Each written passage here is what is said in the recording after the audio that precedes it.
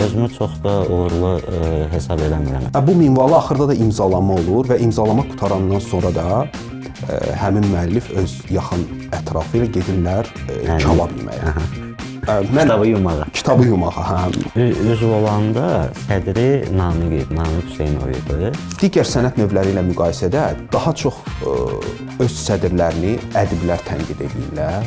Anarın tənqid olunmağı məncə orada tənqid hədəfi şəxs yox, kreslodur. Yəni rəssamlar İttifaqının sədrinin də 80 yaşı var. Yəni o da 80 neçənci ildən sədrdir. Yəni rəssamları ümumiyyətlə biz eşitməmişik də. Desin ki, Fərhad Xəlilov bizim yolumuzu kəsir.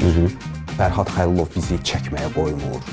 Bu cür, doğrudan da bu cür ittihamlar var. Yəni tam susqunluqla bu ittifaq fəaliyyətini davam elətdirir. Eyni ilə bəstəkarlar ittifaqı da o cür.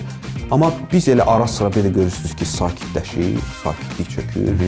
Bir müddətdən sonra gənclər daha çox çıxırlar ki, biz Anara qarşı müharibə elan edirik. Yəni bu müharibənin səbəbi nədir də? Ya o sayılmır da, məsələn Kamal Abdulla da tərcümə olunub.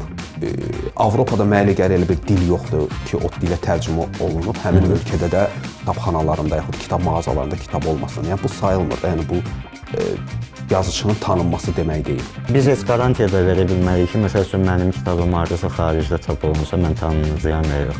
Cavanlar həqiqətən mənim özümə də çox maraqlıdır ki, bunları məcbur eləyən nədir də? Yəni çox böyük axın var. Hələ Facebooka açırsan, 10 nəfərdən 9-u nəsə yazıb paylaşır.